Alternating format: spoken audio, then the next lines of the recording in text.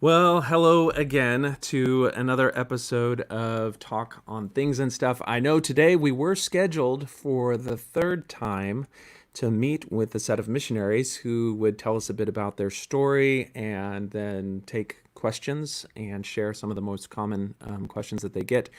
However, about 5 minutes till it was time to log in for that show, I received a message that they were not going to be able to make it this time. So there is something called, I don't know, burning resources where people try to waste the time and energy of somebody that they consider to be a critic by going on, and then backing out right at the last minute. Maybe that's what's going on, but it's three different sets of missionaries. Each of them seem to be very genuine in the initial discussions at the start in trying to set things up. So I'm going to give them the benefit of the doubt that the things that they say actually came up, and he said that there may be an opportunity later in the week, but each time this has happened, they've always said that there'll be an opportunity later on, but then I don't really hear from them anymore. That's okay. It's hard to, when you're a young man who's not as familiar with all of the different issues, when you see the types of questions that are going to be posed to you, it's going to be difficult to put yourself in that spot, even though I tried to make it clear that it was not going to be confrontational. It was going to be a dialogue rather than a debate. But it's hard really not to see the world as a battle when you're told that Satan is out to deceive you and will try every cunning way to get you. So that's kind of the message that they have. All right, so what are we going to do today? Well, like we did last time, since I didn't have anything lined up other than that discussion, we're going to go ahead and do an open call format. But I think before we do that, and perhaps to set some of the narrative for things that people may be interested in discussing, it's important to acknowledge world events. So we are still in the midst of the coronavirus pandemic, and what was going through everybody's life, dealing with the difficulties of the economic hardships where people are furloughed, businesses have closed down, people have lost their jobs. In the midst of all of this, there was a tragic episode of police brutality and violence, which resulted in the death of a man, George Floyd. This was brought to the world's attention when a brave 17-year-old girl who saw this crime being committed pulled out her smartphone and started filming the police. And so an 11-minute video is available online where you can see a tragic, just horrific, inhumane act taking place where these police are asphyxiating and suffocating a man by kneeling on his neck, kneeling on his torso. This is while onlookers are pleading with the police and criticizing them and telling them they need to get off, they need to stop what they're doing, and the police continue in the face of people pointing out what's wrong. It's just, I don't know if it's been hard for me. I sat down and tried to watch that whole video, and I just could not do it in one setting. But I think that video is absolutely essential for people to watch to understand the raw face of the problem at hand, where police are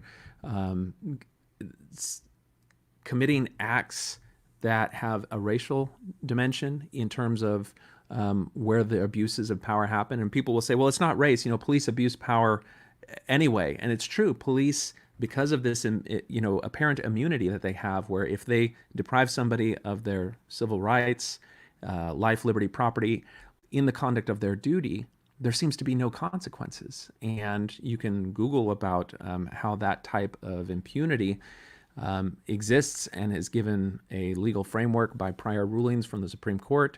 And Justin Amash, who's one of the legislators from which I forget which state it is, but he's introduced legislation to change this, to make it so that police are accountable. Because if they can be sued, and if departments can be sued and have a chance of winning when police commit these acts, then there's incentive suddenly for the police to actually police themselves. Whereas in the past, if there's no consequences for abuses, then there's no teeth to that. and policy and guidelines can be thrown out anytime somebody can justify something by saying that they or others were in harm's way. And I think we've seen that the police have taken that safe space where they can commit these abuses, and they do it. And yes, they may do it to white people, black people, Hispanic people, everyone, but when you look at the minorities, they are disproportionately targeted for these types of abuses. And that's where the racist dimension of the police action takes place. And then just extend that into the legal system where, the crimes themselves are targeted, harsher punishments are given to, and sentences are, held stronger and longer for people of minority categories, and it's just a deeply problematic aspect of our society and culture. So in the midst of all of this, in the wake of people seeing the raw face of this type of abuse, these types of racially fueled atrocities, people around the nation are protesting against police brutality, and it seems to be escalating with police even themselves responding to these protests with more examples of abuses of power. And so, people have been outspoken about this issue from all different sides. We've seen different religious organizations respond with public statements, that seem to, people have to decide whether they want to back the police because they're heroes and first responders, or whether they want to back minorities who are the victims of abuses of power.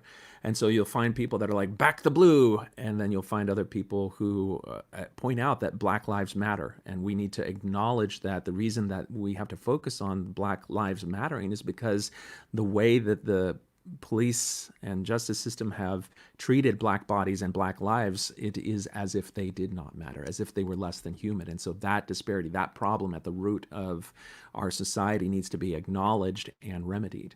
And so people were wondering, why hasn't the prophet spoke out about this? The prophet has remained silent on one of the most pressing issues of our day. And that was true until yesterday when the prophet released a statement. So let's take a look at what that statement is. Let's see here. This is from the official church news website. President Nelson condemns racism and pleads for peace. And of course, we've got a photograph with President Nelson, his wife Wendy, and the one of the representatives from the NAACP from their last national convention. And the press release reads as follows. Against a weekend backdrop of protests, riots, and violence across the United States, President Russell M. Nelson posted a statement on social media condemning racism and pleading for peace. From that statement, quote, "We join with many throughout this nation and around the world who are deeply saddened at recent evidences of racism and a blatant disregard for human life," President Nelson wrote. "We abhor the reality that some would deny others respect and the most basic of freedoms because of the color of his or her skin. We are also saddened when these assaults on human dignity lead to escalating violence and unrest." President Nelson's message addressed the death of George Floyd, a Black man who died on May 25th after a white police officer knelt on his neck while restraining him, and the ensuing protests, riots, and violence. The Creator calls on all to abandon the prejudice against any group of God's children. President Nelson wrote, "Any of us who has prejudice towards another race needs to repent."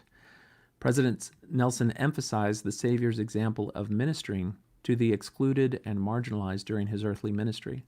As his followers, can we do anything less?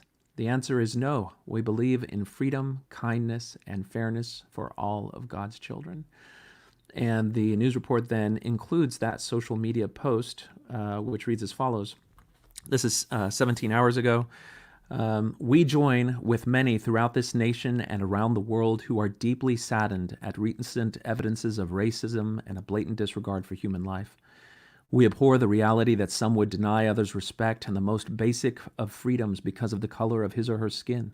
We are also saddened when these assaults on human dignity lead to escalating violence and unrest.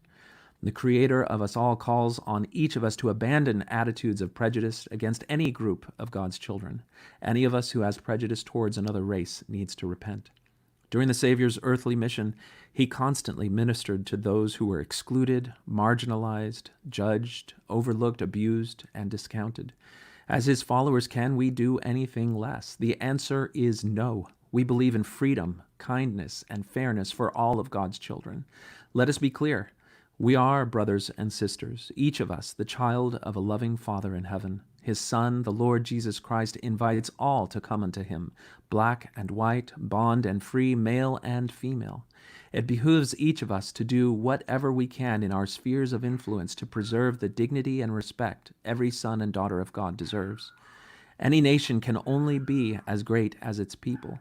That requires citizens to cultivate a moral compass that helps them distinguish between right and wrong. Illegal acts such as looting, defacing, or destroying public or private property cannot be tolerated. Never has one wrong been corrected by a second wrong. Evil has never been resolved by more evil. We need to foster our faith in the fatherhood of God and the brotherhood of man. We need to foster a fundamental respect for the human dignity of every human soul, regardless of color, creed, or cause. And we need to work tirelessly to build bridges of understanding rather than creating walls of segregation. I plead with us to work together for peace, for mutual respect, and for an outpouring of love for all of God's children. The press release then goes on to simply summarize what he said there. So that is kind of setting the backdrop for where we are at this particular moment in time. And what I need to do now is go ahead and open up phone lines. So let me do that. Boop. And no, that's the wrong one. I need to go to that one right there. All right, clues. Let me hit that and we'll go there.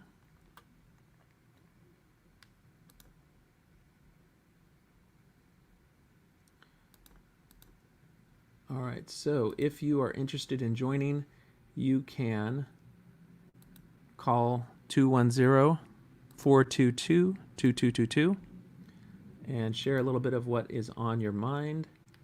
Let's see here. I need to change this, and let's see. I'm not able to do that, so I need to go back into Broadcast Studio. Sorry, I have my secondary system set up for the Missionary issue, and that was not working. So let's see. I need to stop cam, and then that works fine, and we'll enter the broadcast system there. Okay, I think we're all set up there. So that is 210-422-2222. And while we wait for our first call, let's take a look at some of the comments that we have. I think it's set up. Let's see here. Jake Conway says, well, of course the missionary couldn't make it again. Missionaries ignore people with tough questions. I asked an active missionary several tough questions, and he just said, I don't know, I'm only 20 years old. I'll get back to you. He never did, of course. They're willing to sacrifice 2 years of their time, but they know really nothing about it. All right, let's see what we got here. Hello, you are on Talk on Things and Stuff. Can you hear me? All right, let's add them to the... There you are. Yes, I can hear you. Can you hear me? Yes, John, I can hear you. We excellent. Good? Yeah, we're good. All right, excellent. I'm very curious about your 3 different sets of missionaries who canceled out on you. Yeah. I was watching a podcast with Bill Rill, and every time he would start talking about some pretty in-depth, questionable things, they had some artifacts, and it was a really good podcast, actually. Anyway, but somebody kept calling, and then nobody was there. But they did it to disrupt. I'm not sure what did you say the term was? If somebody wants to set you up and waste your time? I don't know. I just called it like burning resources or something like that. I mean, it's the same sort of, metaphorically speaking, it's like a denial of service attack where people set up a bunch of computers to constantly ping a server that's hosting a website or something that they want to take down, so that it burns their resources and disrupts their service.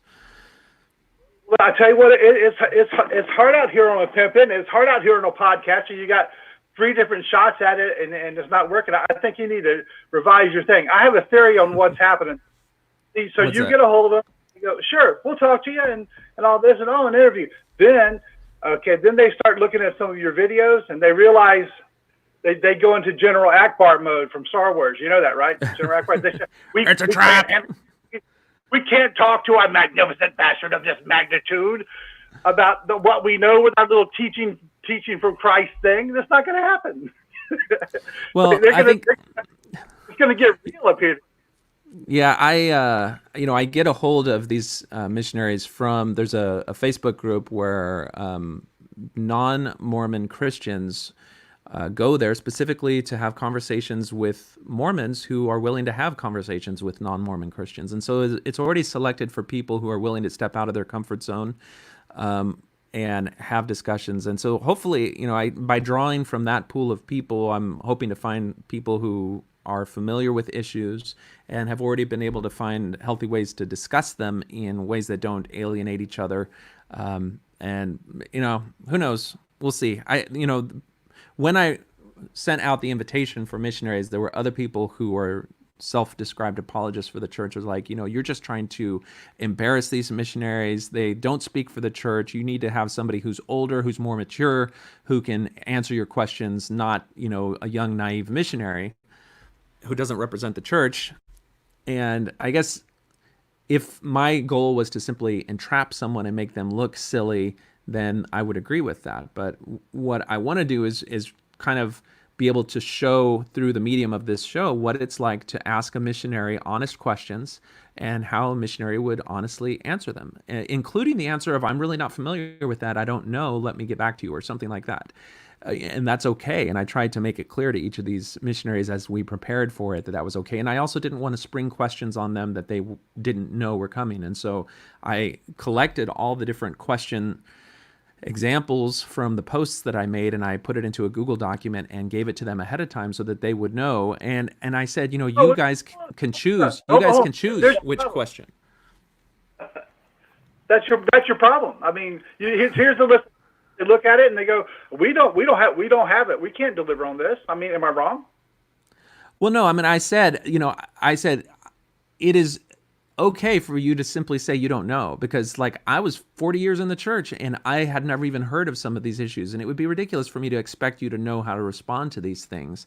And so I said, these are the questions that are coming. I'm going to let you choose the questions. That way you can take ones that you're able to respond to. But we may have follow-up questions on, the explanations that you provide. And then when callers call in, it kind of opens the door to any other type of question. But I was hopeful to be able to show some of the past episodes where we talked with a faithful member of the church about how she was able to see Joseph as not a sexual predator, where, certainly she held a faithful perspective towards Joseph. And I don't see Joseph in the same way that she does, but we were still able to come away from that discussion with a better understanding of each other's perspective. So that was kind of the pattern I was trying to set up. So, well, what I noticed, this is just my opinion, just kind of something I've noticed. Online on YouTube, there's a lot of videos where there's apologists or whatever, and there's kind of a amicable, kind of debate thing happening. But a lot of times the apologist or whatever that is for the church, they'll be, well, I haven't seen that source. I haven't seen that source. I'm not sure about that particular thing. And I've seen it in several different instances, in some of the stuff I've watched. So they don't have the answers. The church doesn't have the answers. They don't have the answers. And so it's just like, well, and I wonder, well, did you come for this prepared? Did you guys synchronize your watches at all before you did this? Because you just can't. I mean, why are we even listening to this if you haven't? Or it's like, I don't know that citation. I haven't heard that. Or like you said a minute ago, I'll have to get back to you. Well, okay. And then you get people like Brian Hill. Brian Hill just makes my head. He makes my head hurt. He makes my eyes twitch because he can just double talk it up, and it's like you're saying a whole bunch of stuff about nothing. No. You can only double talk all the you can only double talk things so long. You know what I mean? Yeah. And frankly, hitting missionaries who are kids 18 to 20, 21 years old or so with some of these hard issues is a little bit like kicking a puppy. Like, you don't come away looking good if that's your approach for them. You come away looking like kind of a mean, arrogant person by doing that. And so that's kind of one of the things that I did not want to have the conversation devolve into. And you're right. When people can say, well, I'm not familiar with that source and sidestep the issue, well, if they send out an entire fleet of thousands of missionaries, all of whom are not equipped for the actual real questions that address the claims of the church, well, then all of them can plead ignorance. And they look great. They're devoting their life to, service, quote unquote, service in the church. And that seems to be a sufficient shield for many people. I don't know. But, it's just one of those things where you don't really see that happen very frequently, where in a forum where people are free to ask any question and the missionary is able to respond honestly in a way that's accountable to the public, you just don't see that. And so I was hoping to be able to capture that type of exchange in the show, and I'll keep trying. I think at some point we'll have a missionary who's able to connect with this. So next time. Well, no, I mean, all they got to do is just watch, your videos where you're talking, and they can see that, you're a nice guy, you're a sincere guy. You're not up to set them up or anything. I mean, you could tell if they look. If I was, I would be afraid to do something like that if I was a missionary, but I don't know. I can't say that. Well, I do have the benefit that a lot of the missionaries are clamped down on what access they have. They don't have free YouTube access. Whatever devices that they have that partitioned off because there's that strict media control. So they probably have not watched a lot of these shows. I don't know how rigid their control of Facebook access is, but I would suspect that if they started watching a show and saw that we were discussing Joseph Smith's polyandry or things like that, then it would be harder for them to keep watching. They'd probably just turn it off and not know. I don't know. Yeah. How long were you a member before you even heard the word polyandry? I was like many of years in. I mean, seriously. When? 38 years. Jeez. Wow. Yeah. Amazing. All right. Well, I'll give somebody else a chance to call. I'm glad you did a show anyway, John. Keep up the good work, man. All right. Take care. Stay safe. All right. So if you want to join us, the number is 210-422-2222. In the meantime, let's see here. Stephen Pompey says, I hope you didn't use the commitment pattern on him. I never served a mission, so I don't know the commitment pattern. Thank goodness. Hello, you are on Talk on Things and Stuff. Can you hear me? Yeah, I can hear you. Hey, what's on your mind? Well, I was just calling because I really like the work that you've done, especially with the happiness letter. It's really helped me in speaking with Mormon missionaries. Oh, really? I'm just wondering, I know that, yeah. Although many of them haven't heard about Joseph Smith's plural wives, which you'd think they would have heard about that. It's on their own website. But anyway, so it's really helped me. But I was just wondering, I know that you are a moral man, but I'm not sure if you believe in God or not. Do you believe in God? I generally, in my platform for this podcast and for everything, I don't really go into my personal spiritual beliefs. And there's a very specific reason for that. And that is that I think in the mindset of Mormonism, anytime you talk to them about the issues in Mormonism, there becomes a show me yours and I'll show you yours if you show me mine. And then you start to compare those different things. And if they don't think that what you have is better than what they have, then they'll use that as a proof that what they have is true. And you don't have to know the truth in order to detect a falsehood. Like, you can identify something that is false and deceptive without feeling like you know the truth somewhere else. And so I think that's a big part of the reason, because the goal of what I do here is really just to get people in the mode of starting to trust their own conscience, starting to trust their own moral compass and not simply defer it to false authority, and to identify the red flags that represent that type of coercive control which would override your own personal judgment. And I think that's something that is a skill that can be developed in your own personal pursuit for truth. And so many of those manipulative tactics are used to override somebody's own judgment and to try to get them to believe or to succumb to some other system that I don't want to, I guess, muddy the waters with what I personally believe, because I'm not trying to get people to believe what I believe in the spiritual realm or anything like that. What I would like is for each person to feel empowered to go on their own faith journey and to determine that for themselves. There's a post on the Thoughts on Things and Stuff weblog called The Sweet Ride of Joseph Smith, and it's kind of my summary of why I don't really go much into my own spiritual beliefs in the blog, and I can put a link to that here. We may do an episode where I talk specifically about that blog piece, because I think that's one of the ones that's most significant to me in terms of how I frame the discussions that happen on this channel. Now, I think that, people that talk to me personally and privately, I've been able to convey some of my own spiritual beliefs. I certainly feel at home in the Christian worldview and mindset. And I have a local community. There's a Lutheran church in my community that has a youth outreach program that really is a community outreach program that does community theater. And they don't make it religious. They simply want to develop the talents of people in their community and give them an opportunity to experience the fellowship and love that goes with joining a family centered around something creative and uplifting. And so myself and my kids have participated with that group for several years now.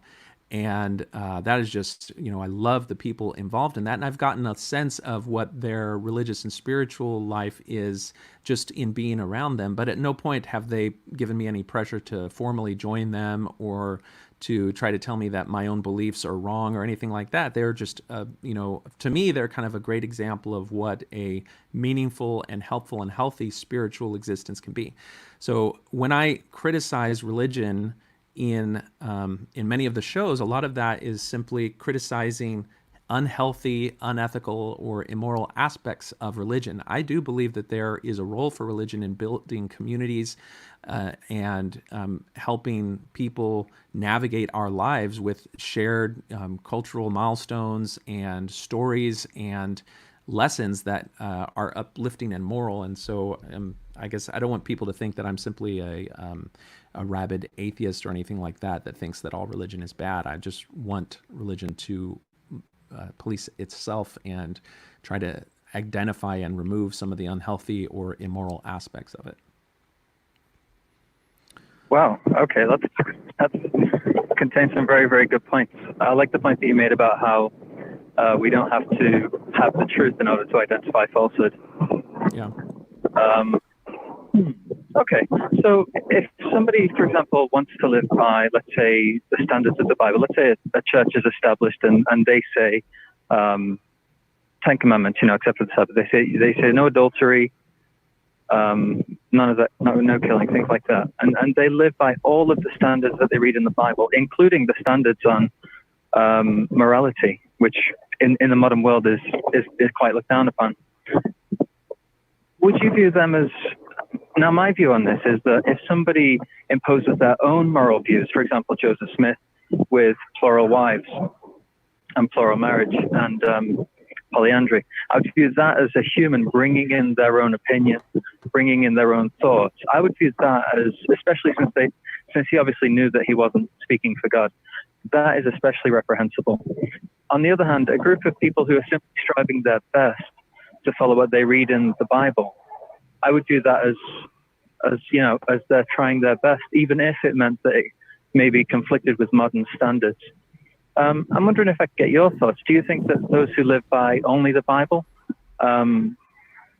are too restricted? Because ultimately, I think that it could be classed as, well, maybe you personally would class it as maybe high control, some of the standards in the Bible, maybe? I'm not sure what your thoughts on that. Yeah, I think anyone who says that they're living by some sort of absolute biblical interpretation is creating some problems. And that is that if you step back and look at the Bible and the stories in the Bible and the lessons that people draw from those stories, there are conflicting moral principles in there. And so, one of the guiding principles that I do use in how I approach spiritual and religious realms in my life is that I would never want to use a justification in a scripture to denigrate, to harm, or to isolate or demonize anybody else.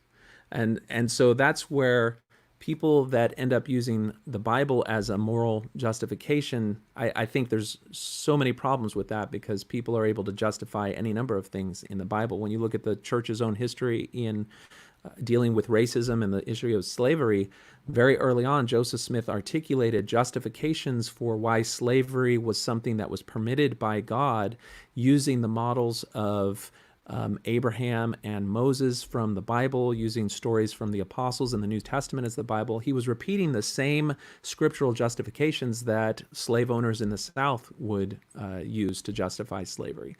So those types of biblically based justifications that don't sit well with me. And so I think that if you acknowledge that the Bible is a book that is full of both moral lessons, mythology, quasi-history. Some of the things that happened may have a historical dimension to it, but at every point they're colored by the people who recorded that history. And step back and look at how saying God commanded something can be used as a justification for moral atrocities such as genocide or things like that.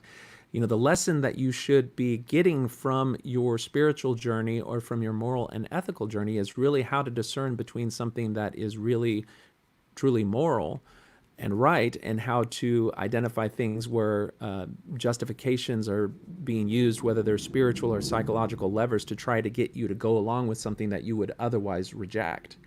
And so for me, what that requires is that you have to find a moral footing and a moral framework that is separate from any religious doctrine.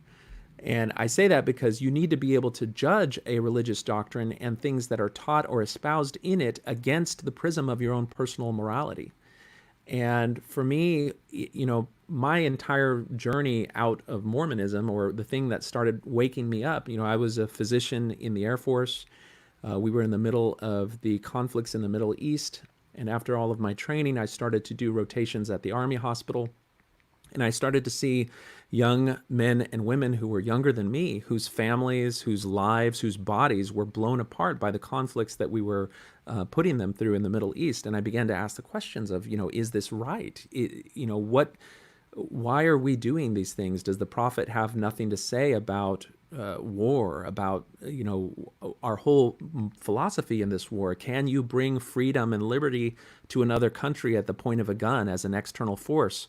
Because that's what we were doing. We were getting people to, we were imposing our form of democracy on a system that was very foreign to us. And when I looked back at our own history of our nation, there was a whole shifting philosophy and mindset that went along that required things like freedom of speech and freedom of religion in order for our political philosophical system to evolve into what it did. Well, I started looking at what the prophets said, and I discovered that the prophets really only said, do what your country says. And that was such a blanket statement that there were Mormon Nazis. And so in the face of something as clearly against what would be Christian principles as that, how could I trust their moral dimension? And so that kind of flipped the switch for me, where I could question whether or not these men were moral men, whether or not they actually did act as the mouthpiece of God. And that enabled me to look at church history with that possibility as something that I could compare things with. What that meant, though, is that I had to develop my own moral framework. And for me, looking at how people were able to still be moral and good people was a question that drove me. For me, a lot of that was seeing the moral framework that arises from looking at the non-aggression principle. If you Google non-aggression principle, you can find just a whole bunch of videos and discussions about people developing a moral framework that is not reliant on spiritual or religious claims, but instead acknowledges the humanity and the life and the individual rights of everybody on the earth, and then looks at the social and other issues of the day through the lens of that particular principle. And that then allowed me to examine what the church was doing and what it taught and compare it with this moral framework that did not rely on spiritual men claiming to speak for God. And it's really through that prism that I approach a lot of these issues, is comparing it with that standard of morality. And so to your question about what I would do with people who use the Bible as their justification, is I would continue to compare it with my own moral framework, which is independent of the Bible. And if it violates it, then I would reject it. Okay. Sorry about all the background noise here. That's all right. By that, you're really saying that each person should build their own moral standards. There should be no absolute moral standards, right? No, I don't say that, because I think, how could you justify genocide? And this is a conversation that I've had with some people close to me who are still faithful members of the church. Is slavery and genocide are tolerated or permitted, or in some cases supposedly commanded by God in the Bible. And in some cases, people can justify things that the church may do now using those examples as, well, if God would condone this, then of course we can't be surprised that he would condone this lesser issue. So under what circumstances would I, as a moral person, feel that genocide was appropriate, where you identify an ethnic group of people and kill all of them? Like that, to me, that is a moral absolute, in that there is no situation whereby that is a moral act. And so I think that there are moral absolutes in that term. What would you say to someone who you met who felt that that morals can be set as an individual, and that it's controlling for anyone else, even the non-aggression principle, to be imposed upon them, that they view that as an imposition? How would you respond to someone like that? Well, it's hard to impose non-aggression on somebody, but I think one of the things that the church does is it demonizes what it calls moral relativism. And it says that the rest of the world believes that anything goes, that every person can decide for themselves what is right and what is wrong. And so it's a world of chaos and anarchy, whereas we in the church have the sure foundation of knowing exactly what is right and wrong, because we have prophets to tell us the mind and will of God. And of course, the Spirit is going to confirm those things in your own mind when you question it. So you are now complicit in that moral framework yourself. And it seems like a good thing. And the problem is, of course, when you look at church history, particularly as you mentioned the happiness letter, it in and of itself articulates a moral relativism that is hinged upon what a man claiming God said is what determines what is right. And that's very problematic. When I stepped away from the church and had to develop my own moral framework, it was not one of, libertine, I didn't simply say, well, everything that the church restricted me from is okay now.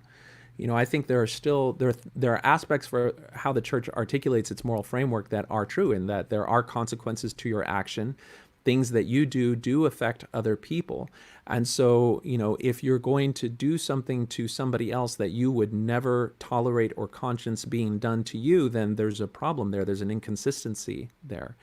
And for me, that also informed my political outlook. If there were things that America was doing to other countries that we would never support in our own country, then that is a problem that we have to acknowledge. And so a lot of coming to those difficult realizations for me led me to resign my commission in the Air Force as a lieutenant colonel, and to take the earliest opportunity to get out of the military that I could.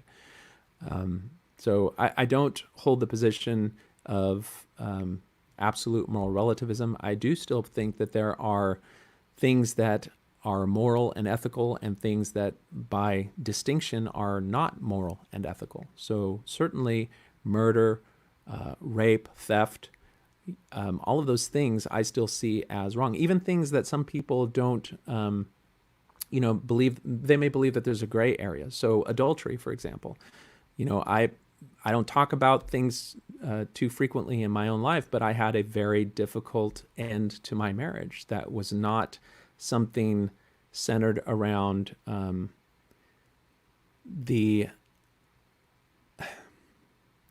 it's difficult. It was something that took me by surprise. That experience that you had in the church where you thought it was one thing and then you discovered information that it was something completely and utterly foreign to you, and in almost contradistinction to what you thought it was. Well, I went through that experience in my own life, in my relationship, and it hurt a whole lot more than the church itself. And in getting to know other survivors of infidelity, it was the same sort of thing that I saw in religion, where there's typical patterns of deception, of blame shifting, of all these different things that go on that were very hurtful to the individual, and it just kind of further informed for me that things such as integrity and fidelity are still important if it is your priority not to hurt other people and not to do the same thing to them that they do to you. And so that's just kind of a little bit of how I look at things. Yeah, you've got a very, very good point there. That's one of the worst things that anyone can ever do to anyone else. I was actually offended last week. I heard somebody say that adultery is only bad if they get caught. And I simply couldn't wrap my head around how they could think that way.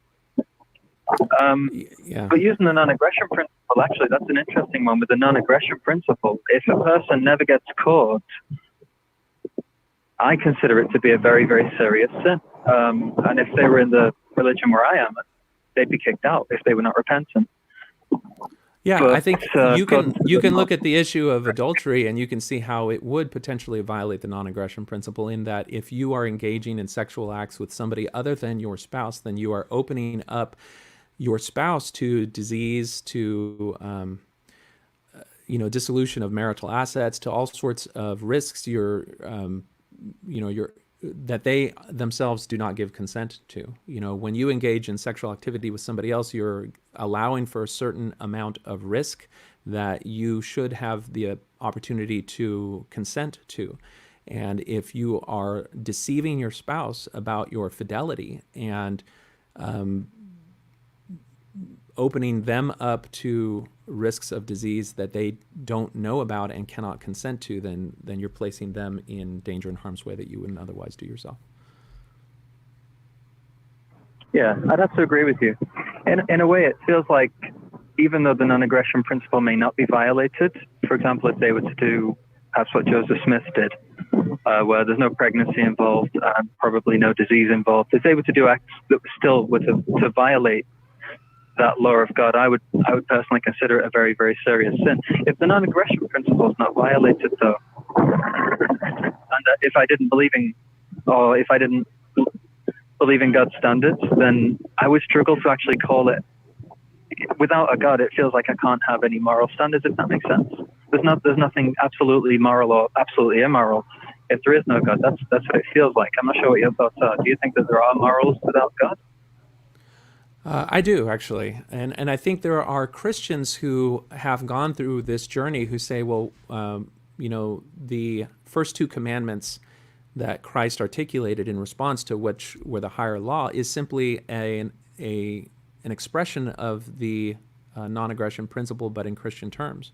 And so if we are to love God with all our heart, mind, and strength, but then also love our neighbor in that same mode, and then the articulation of the golden rule can be a Christian spiritual articulation of moral standards. And so anytime you would then hear somebody who would ask you to violate that, then you have to understand that there's a moral quandary that you've got to work through somehow. And when I was in the military and we were prepared for going to conflict zones, they would have us undergo training in the principles of just warfare. And a lot of this, I think, stemmed from the writings of St. Augustine, as he was trying to reconcile being a follower of the Prince of Peace with wartime and with conduct of war. And those ruminations and the experiences that we have from World War II and the Nuremberg trials and other moral atrocities that have happened in war have led people to to ponder what the ethical conduct of warfare is, and a lot of that stemmed from early Christian thinking on these things. Now, the conclusions that are made are not tied to acknowledging God or acknowledging Christ. They are principles that are tied to standards dealing with respecting human life and autonomy and agency. And so, if you can come to moral conclusions based on those principles themselves, and if you consider the golden rule to be a Christian moral principle, then they should harmonize with your Christian moral perspective. And for me in the military, I saw how those, just like you see anywhere else, those principles were distorted and subverted, and that was part of why I left, is that I did not want to find myself entrapped in that type of moral atmosphere. And when I say they've been distorted and perverted, in addition to looking at things like proportionality and distinguishing combatant from non-combatant in the conduct of warfare, excluding weapons of mass destruction and things like that, there was a separation between actually conducting warfare and the justification for warfare. And the way that it ended up hitting the reality of the individual soldier was that as a soldier, your only domain was to make sure that your conduct of warfare fit certain criteria. And the question of whether or not warfare was justified in the first place was the domain of the upper brass. You were the tip of the spear, they were the arm holding the spear. And you at no point were empowered to judge whether or not a war was justified in and of itself, and then act as a moral agent based on your determination on that. And the story of physicians who were conscientious objectors to the way that the military exploited and used their healing arts, to the way that the military would force them to be complicit in warfare that they believed was immoral and unjustified, by telling them that they were only able to discern or criticize the conduct of warfare and not the moral justification for the warfare in the first place, I saw that it was just not an environment that I could participate in. And because it basically removes the ability of an agent in the conduct of that warfare to discern whether or not, even entering into the conflict is morally justified. So I don't know how we got on that tangent. Yeah, it's really, really good that you've acted on your morals and you've decided that that's wrong. I have to agree with you. I personally don't think that. Honestly, I don't think I have the ability to judge whether a war is righteous or not. It was only last year that somebody told me about how since the atomic bomb's been invented, there'd be no more world wars, and perhaps it even was the thing that ended World War II. And I just thought, wow, I've never thought of that. I'd always viewed it as a weapon of destruction, but they were saying, well, we don't really know 100% sure how things would have turned out, without that. I just think it's beyond my ability to judge. I try and stay neutral in those things. Well, using the justification that the use of the atomic bomb, it was justified because it ended world wars, I would have a hard time accepting that justification. Then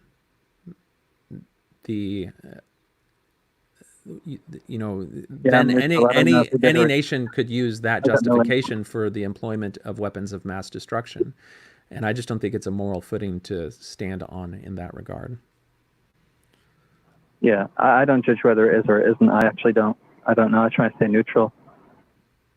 It's just funny, though, like, so much that we don't know. So much that I don't know. Yeah, well, there's a lot of people who've wrestled with these questions and written about them, and I found it very enlightening just to see, the things that they considered and how they wrestled with them and came to their conclusions. That was part, for me, a lot of it preceded my journey out of the church, because I kind of felt like I developed a moral vocabulary for myself in that journey about, for me, what was politically right? What was the thing that I personally believed in? Was I a Republican just because my parents were Republican. And so I just, when I want to know what policy or issue is right or wrong, well, what does the Republican Party say? And I really didn't have any more depth or complexity to my political philosophy than that growing up, because I didn't have time to think or consider those things. I basically surrendered my judgment to the party. And because I was focused on going to medical school and all the other priorities in my life, on going to church and doing my calling. And when I started to say, wait a second, what do I actually believe in? What are the principles that I want to apply my life to? I found that I could not do that. And I saw how the partisan system of American politics leveraged key issues in the minds of their followers to try to get them to go along with things that they didn't like. And so that totally blew apart my political philosophy. And it was something I had to piece together. And then I saw that the same sort of things happened in religious philosophy and religion. And so that kind of was part of my journey there as well. Interesting. Well, I've got more respect for you today, because I'm thinking this man knows what he's doing. You've definitely thought things through, and you've made decisions based on your conscience. I'm the same. I wouldn't go and fight in the military. I just couldn't do it. Yeah.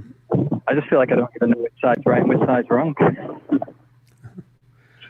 Well, I don't know. The more I looked into world history and the conduct of America's wars and asked my question, would we ever accept any other nation doing this to us? Then I just saw so much hypocrisy. I saw that that the military were used as pawns to respond to the world in ways that were driven by things other than the principles that I did feel were worthy of respect in the Constitution. And I just didn't want to be part of that. I didn't want to be the gun that was in the hand of the executive pointed at other people, and I didn't want to be the kit on the table that kept that gun in working condition. When I saw that, we were doing things like drone bombing people in other countries, and then simply because they were in the area and they were men of greater than 18 years of age, we would just classify them as terrorists by nature of their proximity and age, and that's it. That's something we would never accept or tolerate on American soil, but we were imposing it on other people, and it was not a moral system that I wanted to be a part with. I felt that it was simply creating more enemies for America around the world. It was moral failing, and was going to, when people say that things like September 11th were chickens coming home to roost, regardless of whether you see that in that particular act, there is a principle of blowback that, as America, we're facing. And, when you violate other people's sovereignty, other people's rights, as a military force, things are going to happen. Just as you ask the question, well, what if some other nation was doing the same thing to us? Would America fight back? Would America defend itself? And of course you would.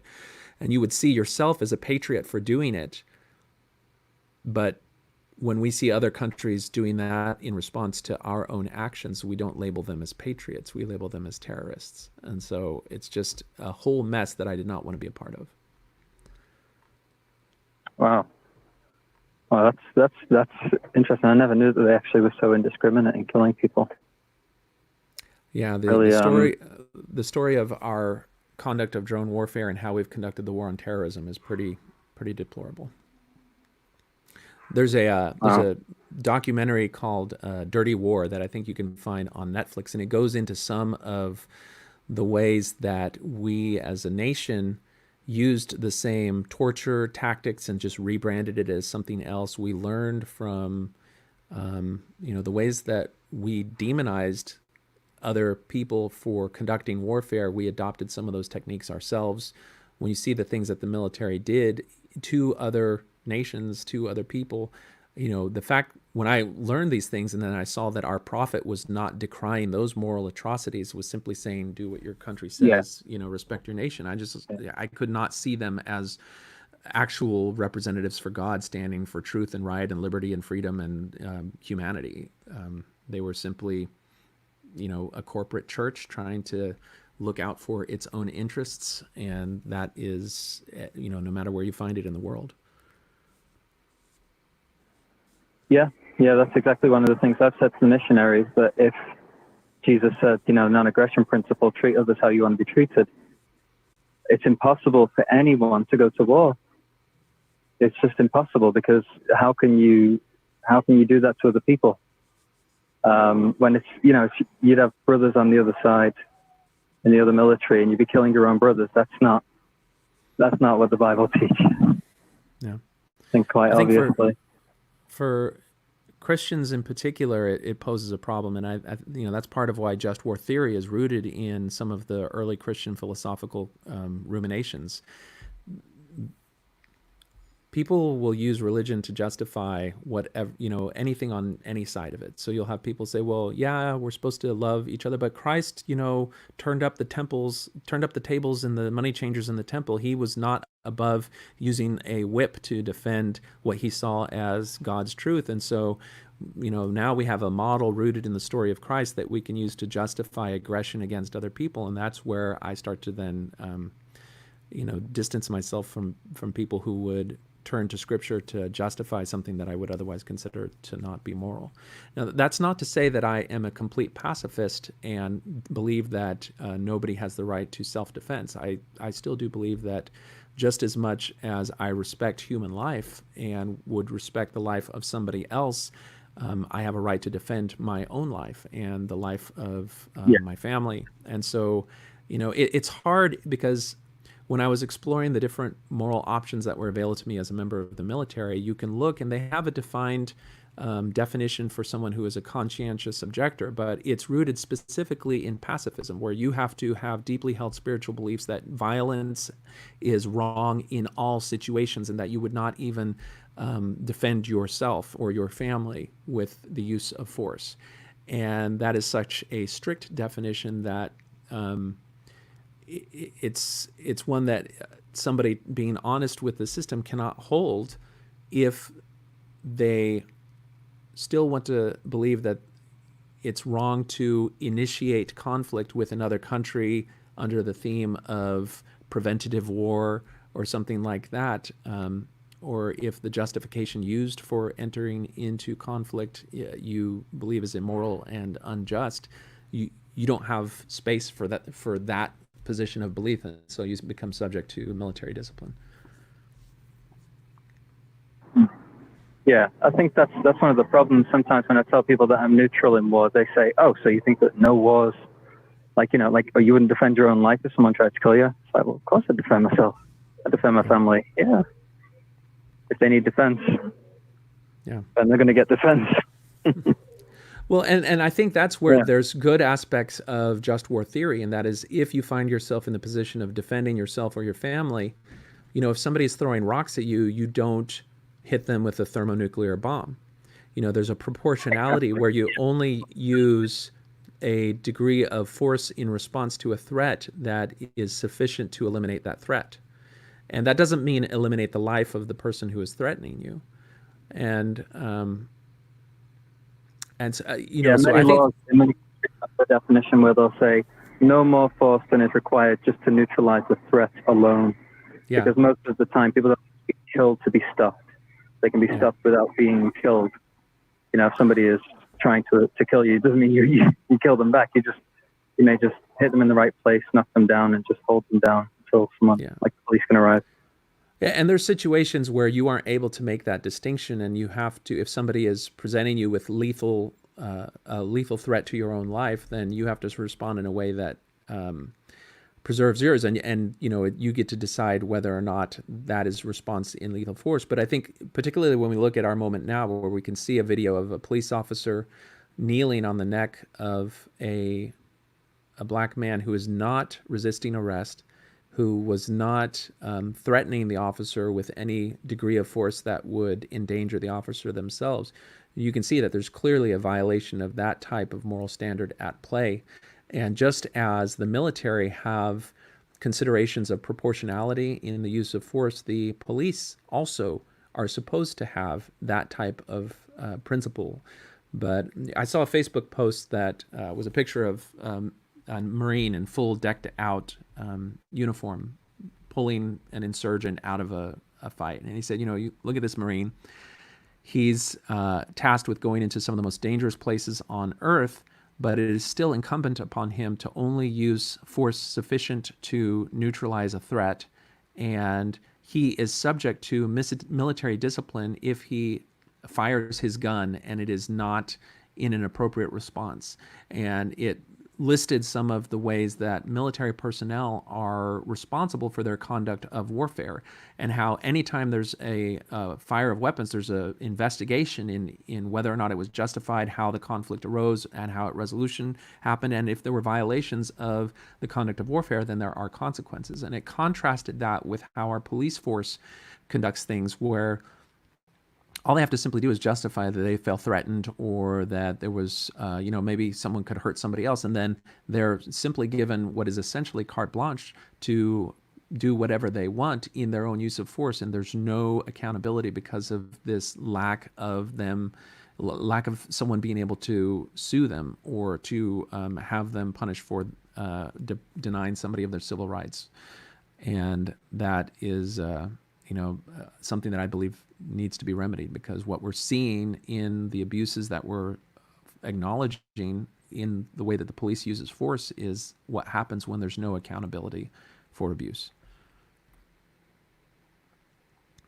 Yeah, I think that's where we need to have a creator, so that we know that there is a judgment day coming, that there will be justice done one day, something to look forward to know that there will be justice one day. That I think I've heard something akin to what you're articulating here frequently, in terms of, well, if we don't believe in God, or that there is a divine punishment or reward for good versus bad actions in this life, then nobody has any incentive to do good or bad. And I think you can read how atheists respond to that charge without having to, believe that you're an atheist or anything like that. And if you talk to atheists, you'll see that that is kind of a straw man argument, because I think there's a famous quote from Penn and Teller from Penn from that. And he's like, I'm an atheist, and people say that if you're not an atheist, well, you would go and rape and pillage just to, without any regard. And he's like, well, I rape just as much as I want to, which is zero. Like I don't, that is not something that I consider to be right, and so I don't do it. And that's with him acknowledging that he sees our existence on this earth as not one that has a heavenly future or potential for hell. He just is able to be a moral person within that uncertainty. And so I don't know that using there's another frequent meme, which is like, if you have to have the threat or promise of either reward or punishment for good or bad actions in this world in order to be a good person, then you are not a good person. And I think if you Google online, you can find that people holding no particular belief in God have been able to articulate what they see as a moral framework for the way that they conduct their lives. And because they're doing it simply out of their belief of what is right and wrong without a threat or reward, there's something to that is worthy of respect.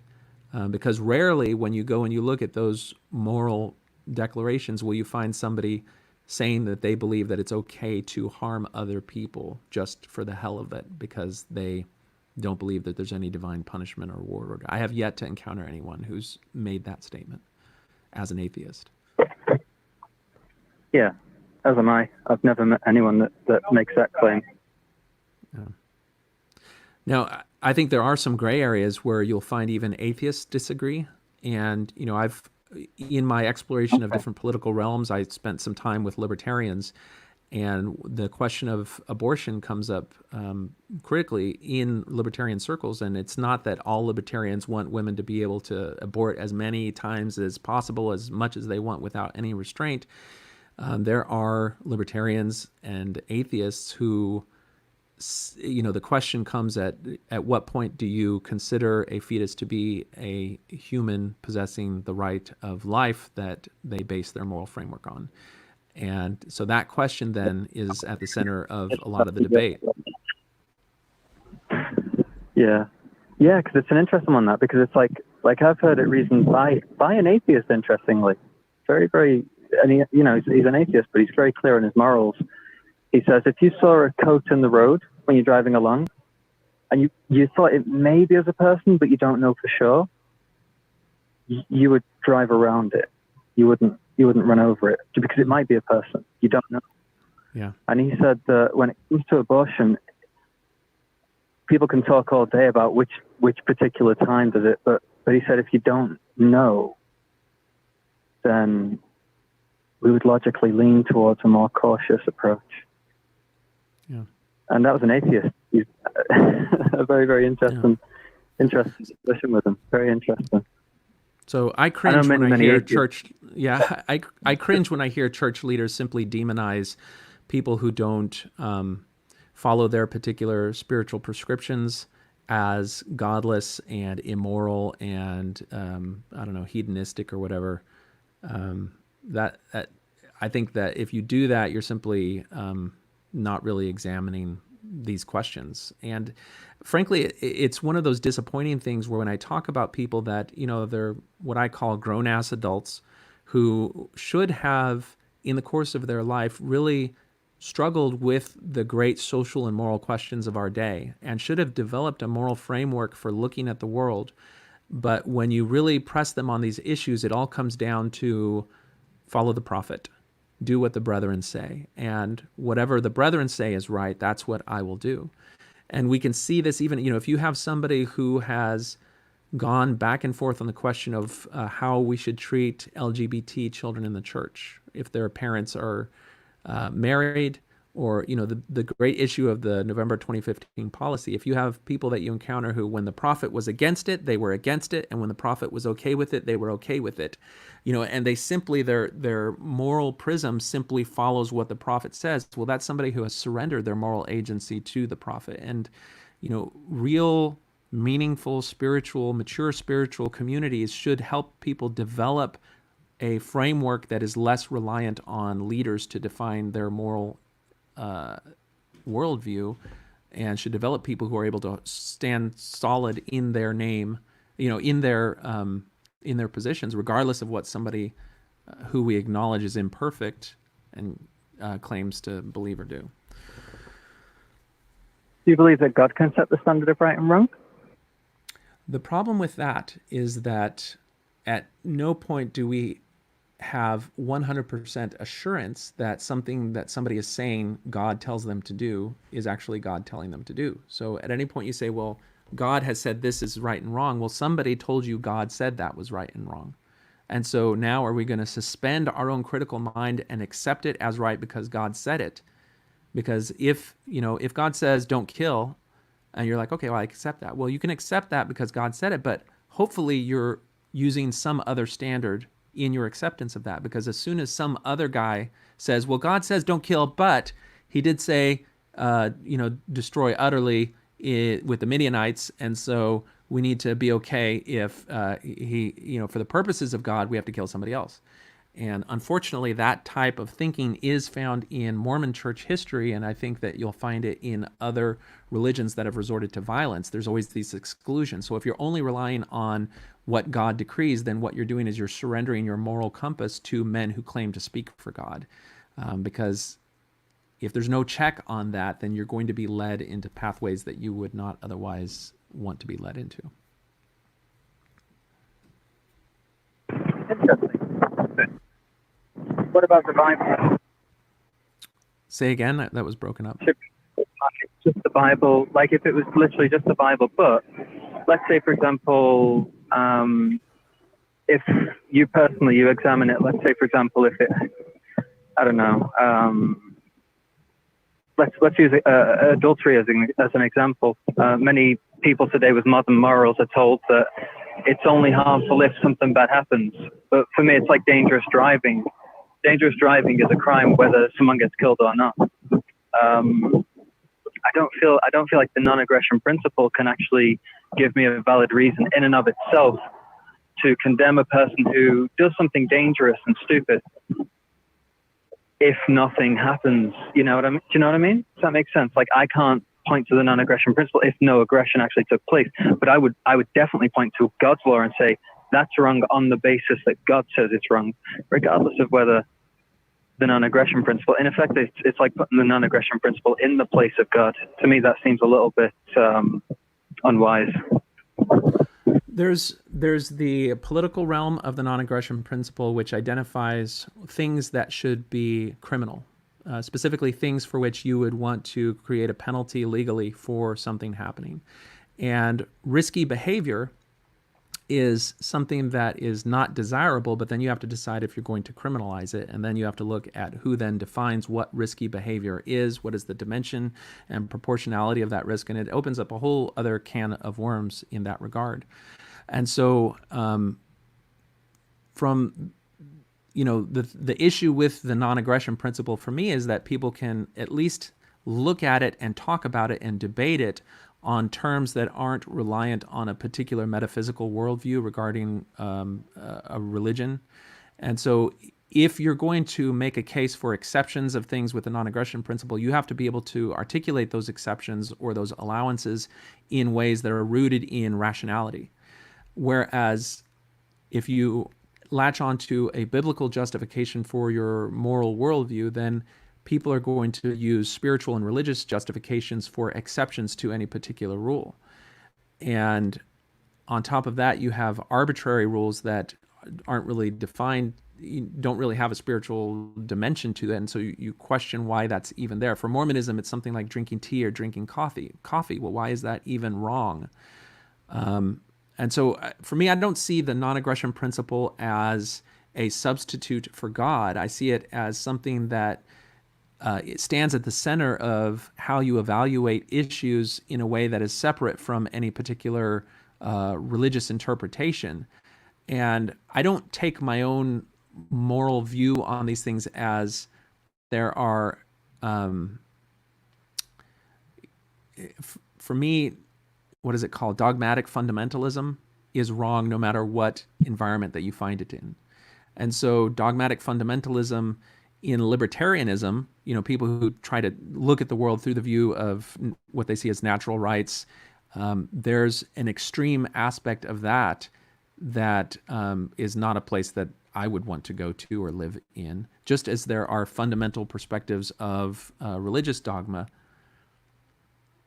that I see as problematic. So hold on, I had a little technical snafu here.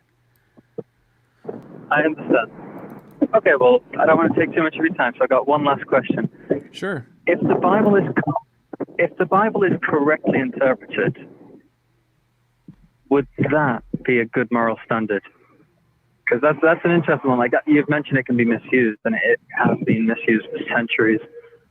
But if, for example, if an examination of all Scripture could find a true moral, for example, some people who follow the Bible don't want to in every way. It even mentions, for example, a problem that every man has, which is not to look at a woman.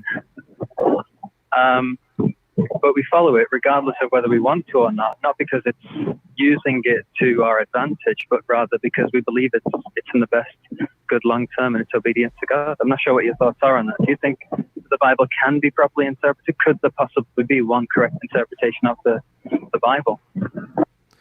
I think this speaks to a big part of kind of how I approach the whole issue with the Mormon Church in terms of if your goal is to find something that you can rely on external to yourself, that you can simply defer your judgment to that, then you're reaching for the wrong goal. So like if you're reaching for a perfect interpretation of the Bible, well then, the end result is going to be you having to disregard any thought, judgment, or conscience that you have if it conflicts with what is assumed to be the correct interpretation of the Bible. And that type of moral surrender is the problem at the root of all of this. And so, like, it really, the pursuit should not really be looking for the correct interpretation of the Bible. It really should be developing your own moral compass, which you can hold on to and trust in, independent of messages that are coming to you from somewhere else. Because as complex as the Bible is, as complex and varied as people who interpret it are, there is never, ever going to be a correct interpretation of the Bible. And that's part of it because there's nobody that can authoritatively claim that they can compare actual standard with what the interpretation of the Bible is and say there's perfect harmony. That's part of, for somebody coming out of Mormonism, and I don't know if your background is Mormonism, it sounds like it may be from a different religious tradition, but coming out of Mormonism, you grow up with this aura of certainty about all of the questions of the day. And when you lose Mormonism, when you lose that certainty about its claims, then there's so much uncertainty in the world, and part of your maturation process is coming to terms with that uncertainty. But what it also does is it makes you very guarded about people claiming certainty, because that claim of certainty can be used as a bludgeon against you. And so for me, if I find people that are looking for the absolute, that they want the perfect interpretation of the Bible, that's a red flag. Because as soon as they claim, or they find someone that claims to have the right interpretation, then they are going to lean on that as a way to try to compel you to override your own judgments because they have the perfect interpretation, and it just does not exist. And that's not to say that somebody's interpretation can't have good things in it, and that you can, draw upon those good things, but they should inform your own moral worldview rather than deprive you of your moral agency. And I'm using moral agency in a way that is different from what David Bednar, who's one of the apostles, uses moral agency. He uses moral agency as a term to say that you're free to do what you want to do as long as you do what the church tells you is moral. And when I use moral agency, is that you are free to develop your own moral vocabulary and your own way of looking at the world from a position that has thoughtfully considered the moral issues of our day and act on it, rooted in your own conscience, and that you should be empowered to do that. Anyway, that's kind of my response to that. Wow. Well, you've thought the matter through very carefully, I can tell. Personally, I believe that it would lead to confusion as people live by different standards, like that offensive statement I heard the other week, last week, where someone said that as long as they don't get caught doing something bad, then it isn't bad, which I personally just think, no. No, and that's the interesting thing, is somebody might actually say to me, well, aren't you really just looking at God and just accepting it blindly? Like, for example, if someone literally said to me, well, what exactly is the harm that adultery causes if it's never found? I might struggle to actually verbalize what exactly the harm is. But the fact that it's a sin against God, that in itself is the problem. But without a God, I condemn. Yeah, I mean, it's interesting that you bring up that particular question. One of our newer apostles, he is, what is his name? It's not Stevenson. It is Renland, Dale Renland. He's a OBGYN doctor, and one of the first talks that he gave after he was appointed an apostle gave 3 different stories of him encountering people who asked him moral questions. One of them was he was at a medical conference, and a bunch of the guys were going to go out, and he describes it like they were going to go out to some sort of strip club or something after the conference. And he's like, no, I'm just going to go up to my room. And then somebody said, hey, can I ask you a question? Are you faithful to your wife? And he's like, well, yeah. And he's like, well, are you always faithful to your wife? And he's like, well, yeah. And then he said, well, why are you faithful to your wife? And, at that point, I think anyone, even a member of the church, could articulate reasons why it would be important and good to be faithful to your wife. And you could draw upon your own personal integrity, your love for your wife, the trust that has been placed in you, the stability that you are able to provide for children that you both have a vested interest in and rights to. There's any number of things that you can articulate to justify that. But his response was, well, there was a young boy who saw God in a grove and restored the gospel, and he said that we should be true to our wives. So he's basically modeling that your moral foundation is found in the decrees of prophets. It's a little bit ironic because Joseph Smith himself, was not faithful to his wife in that he married numerous women without his wife's consent without informing his wife. And so it's a little ironic to use him as an example, but if just on a lark, go to some of the support websites and forums for men and women who found themselves suddenly in a world where they discovered that their spouse had developed relationships apart from their own. Read their stories and find out what actually happens in the wake of those choices, and you'll see what the harm is. There's a website called chumplady.com that she's the most powerful moral voice on this issue. As much as people have been listening to voices like Esther Perel, who tried to normalize and diminish the effects that infidelity have on families and in the world, Chump Lady does and her name's Tracy Shorn, is the author behind that. She just does a remarkable example of that. I don't expect anyone to go on that journey of trying to learn the harm that comes from infidelity, because it's one of those things that's just not on your radar. For me, it was suddenly on my radar, and then it affected me so painfully that I couldn't listen to songs, I couldn't watch music because I couldn't listen to music, I couldn't watch movies, because you start to realize that infidelity is normalized and diminished almost all around us. It's found in music. Like, I'm a big fan of the band The Cure, but once I experienced some of that emotional trauma myself, I found I couldn't listen to half their songs, because half their songs are like the guy who cheated on his girlfriend or wife trying to, rationalize it or become the romantic hero in the whole thing. And it's one of those things where it's hard to understand the nature of the wound until you listen to the people who've been wounded, because it's one of those things that you can't really comprehend any other way.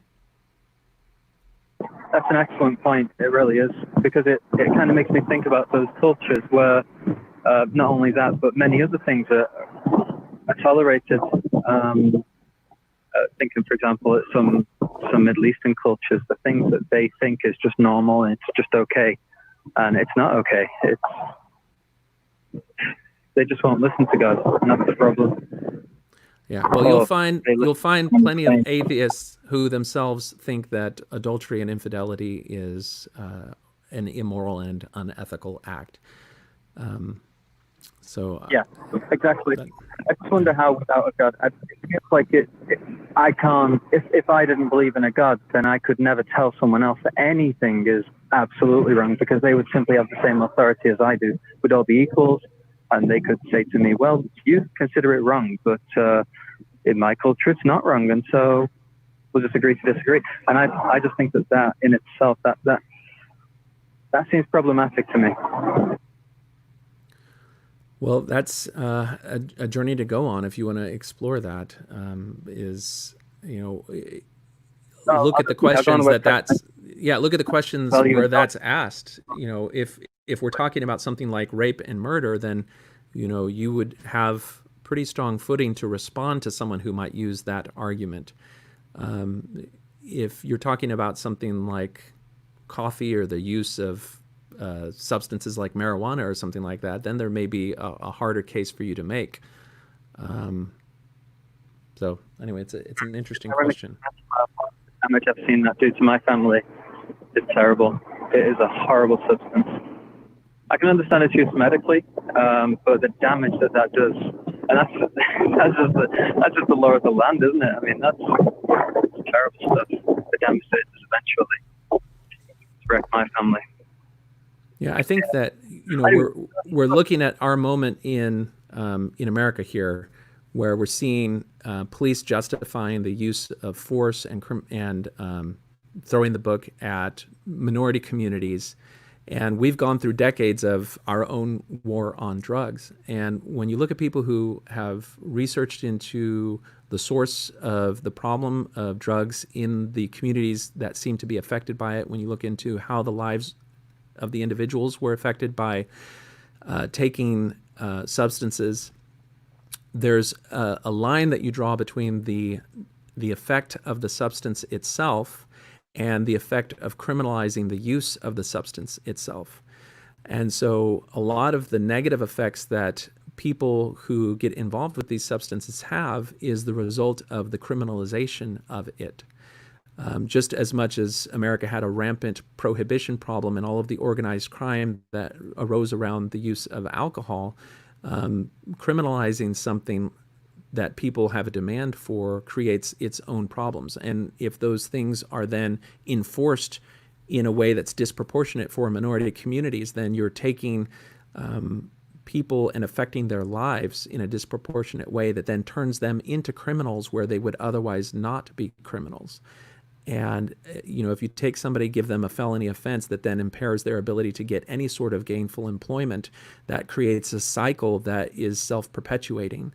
If people feel like they can only turn to crime in order to provide for themselves and their family because they've been deprived of the ability to have any sort of normalization to employment, it's something that we as a nation are coming to terms with, and why we're seeing a lot of the legalization movement is because it's taking what would otherwise be nonviolent crimes and turning people into criminals for that. And it's overwhelming our justice system, and it's wreaking havoc on communities that would otherwise continue to have those people as productive members. It's a complex issue, and I can remember myself being in that position where I would just say, well, it's totally bad, it's totally wrong, we should criminalize them, we should throw the book at them. But if you take some time to research it more, to really investigate it and ask yourself the question of what's the difference between the effects of the substance itself and what's the effect of criminalizing its use and treating it as a criminal act rather than as a health concern, it's a very different picture that arises. Yeah, it's kind of like when I see human rulership, I think that governments effectively, it's like they take someone when they're down. They see someone with a problem and they just make it worse. Yeah. Humans just can't fix mankind's problems. Well, thank you so much for your excellent questions, and I look forward to hearing from you again in the future. Thank you. It's been really, really good, and I enjoy your videos. Keep up the good work. Very, very interesting, very insightful. Thank you. All right, take care. All right. Was that 2 calls? It was some interesting stuff. I've said for a while, just in my own private conversations, that a lot of people, they go after the church on the subject of, well, Joseph Smith did this and he did that, it proves he's not a prophet. And for me, some of my most effective videos that I've put out or discussions that I've had aren't really so much about pointing out the problem with the church as they are developing some moral landmarks that we can agree on as outside of the church, and then people inside of the church could also agree on. Something like, it's harmful and wrong to cheat on your spouse. And something like we are identifying ways that predators use religion to exploit vulnerable people for personal sexual or power gratification. And we can identify those landmarks of a moral dimension that we can then, once you establish that, and then you look at things that happen in church history, it's not so much that you're disproving that Joseph was a prophet because he never, said a prophecy that came true, or that he conflicted with some biblical story. It's that, no, he did things that were inherently immoral and unethical, things that we would never justify in anybody else. And so that contradiction then becomes something that you have to wrestle with, because you have developed your own moral character in a way that would reject Joseph if he, standing here today, were to do the things that he did back then. All right, so let's see, where are we at? We got a call. Let's see what we got. Hello, you are on Talk on Things and Stuff. Hi, yeah, I was just I was hearing the conversation with due to morality, and I thought it was just a very interesting one, because I know that a lot of people kind of seem to be they have always used God as a, I don't want to say excuse, but maybe as a justification, because when they say, well, I don't know why killing is wrong because God said so, or I can't really explain to you why cheating is wrong, it's because God said so, kind of thing. I believe it's because for so long we've used that that we as a people kind of have become lazy in a way to really study the morality, because we've used God for so long, So Yeah. when I think about morality, I'm curious to what your opinion is on this particular issue. For example, if let's say it turns out that it is true that God really does exist, and it's a Judeo-Christian God, and everything that says in the Torah, Quran, and whatever, the Bible, he did, and he gives X reason why he did it, and it's supposedly the perfect reasoning. Would it still be moral for us to follow a God that did kill people because they didn't follow him? Would it be moral to follow him because he thinks that darker skin is a curse? Because if he says it is the word, would it be moral for us as his creation to follow him? You're alluding to divine command morality, which is the mindset that whatever God commands is right simply because he's the one who's commanding it. And so it's incumbent upon us as lesser beings and lesser creatures to then fall in line with that, regardless of what it is, even if we would otherwise be morally opposed to it. And I think this has been a big part of why you'll hear vocal atheists say, if it turns out that there is a God and everything in the Bible is true and all those terrible things are, well, then that is a God that I want no part of. And I think if you're a member of a religious community that roots itself in the Bible, there's a chance that religious community has cherry-picked stories from the Bible and only shown you a view of God that would support a more compassionate and loving perspective, and has perhaps not exposed you to the horrific stories in the Bible and the implications, the moral implications of those stories, which would have God permitting, or if not condoning, genocide and slavery and other atrocities, things that many people would agree can never be considered moral in any situation. And if that's the case, then you've got to wrestle with that. I think I would probably say, if my entire perception of God is colored by being raised Mormon. And so in Mormonism, God is the perfect embodiment of love and compassion and understanding and justice.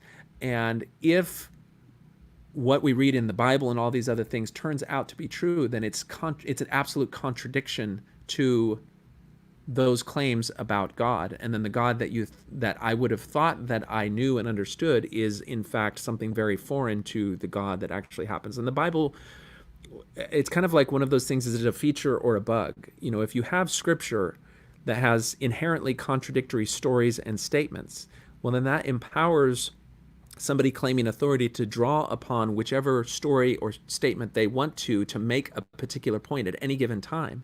And then when it's convenient or necessary at another time, they can draw upon a different story or statement to make that point. So we've seen this happen in the Mormon Church, where we have President Holland saying, well, if he had a son or a daughter, he would never shun him or cut him off if he chose to leave the church. And we're like, well, that's fine. He's a prophet himself. He's making that statement. But then a few years later, you have Elder Christofferson saying that we are following the example of Christ as in the scriptures, so that, there may be a time where you have to suspend support, suspend association with even family members to serve a higher form of love in our Christian view. And so you have these religious leaders drawing upon completely conflicting and contradictory themes depending on the audience. Elder Holland is talking to a reporter who's giving visibility to the world. President Christofferson is talking to a group of BYU students, so it's an internal conversation. And so I think questions like that are easier to make when you're not when you haven't already accepted the inherent contradictions in the depiction of God in Scripture. And in Mormonism, the depiction of God in Scripture and in the statements of the living prophets, they're so contradictory. There's no God that could fulfill all those contradictions.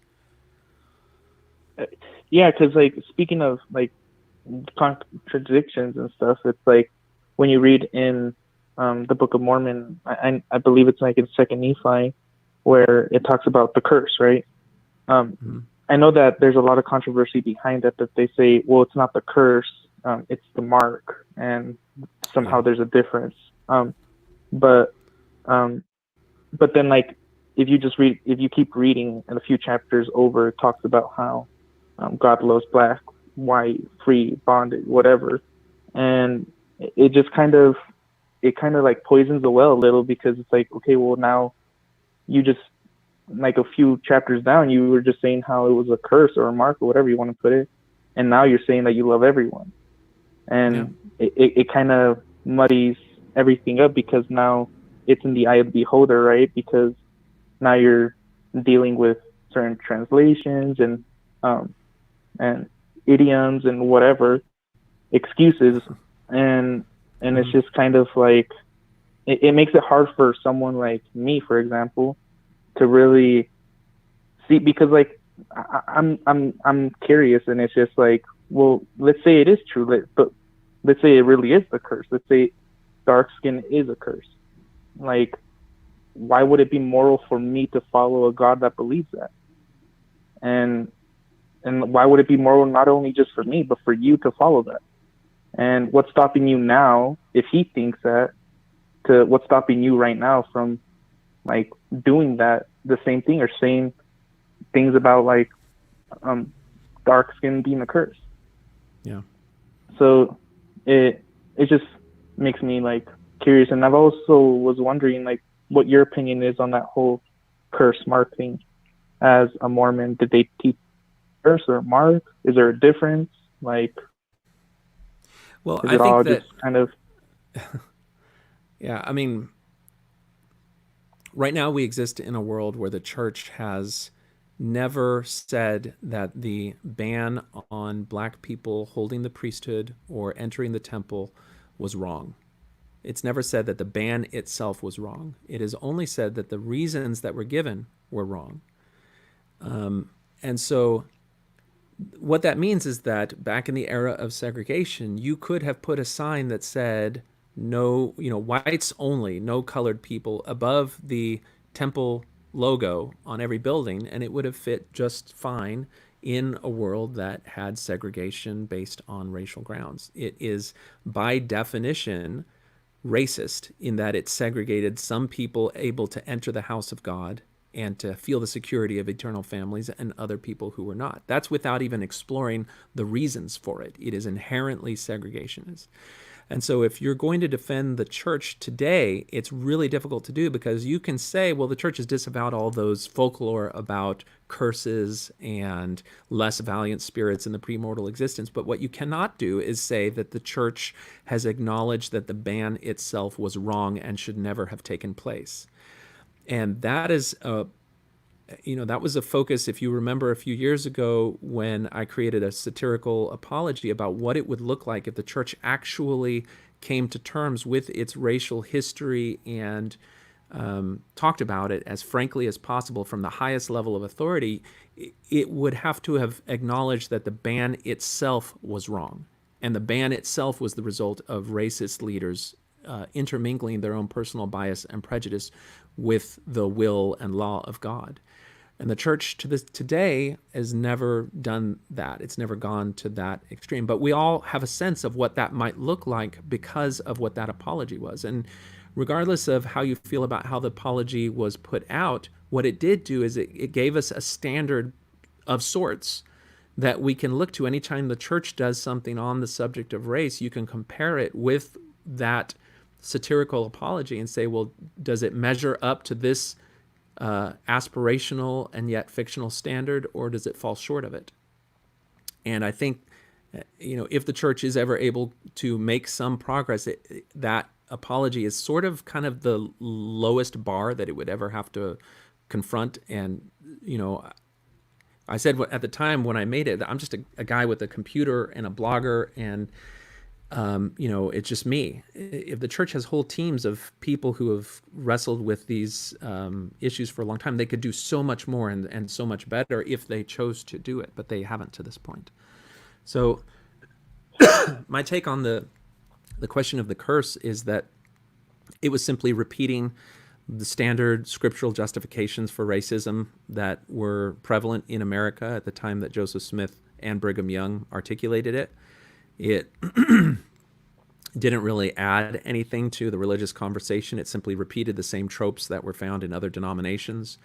Later on, when it was interpreted, because people saw the inherent injustice of the life that black people were born into, and the notion that we're only punished for our own sins and not for Adam's transgressions, then you have later theologians in Mormonism who added this dimension of, well, it's a reward, a just reward, for less than ideal actions in the premortal world. And so there was a preliminary judgment in the transition from the premortal existence to this existence. And so people who are born in minority bodies and circumstances, they're receiving a sort of mini judgment for their actions in the premortal life. And not only does that then explain away this apparent contradiction and reaffirm that God is a just God, but it also reinforces the notions of white supremacy that would then allow white members and leaders of the church to feel even more proud and happy that since they are white and born into the church, they must have been among the most noble and valiant of spirits in the premortal existence. And so it just kind of further added fuel to the racist issues that were inherent to the church. And that is the mentality that then existed until the wider world was able to point out at how inherently problematic it was. That was the mentality that kept the church in the era of the segregation mindset, even after the civil rights legislation that eliminated it in U.S. history. And it's just